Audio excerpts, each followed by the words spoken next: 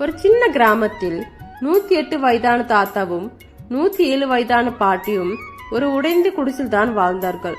சாப்பாடுக்கே போதாத அவசரத்தில் தினமும் பசியோடு இருந்தாலும் பறவைகள், நாய்கள், மாடுகளுக்கு முதலில் உணவு கொடுத்தார்கள்.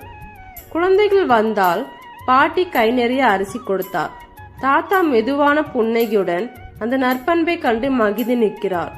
கடும் வறுமையிலும் மனிதனையும் மட்டும் குறையாத அந்த முதிய தம்பதி முகத்தில் கருணை, அன்பு.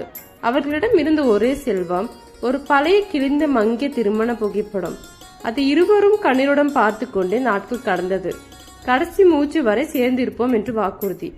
ஒரு மாலையில் பாட்டி பலவீனத்தில் மயங்கிய போது தாத்தா நடுக்கம் கொண்டே கைகளால் பாட்டியை பிடித்து தூக்கிவிட்டார்.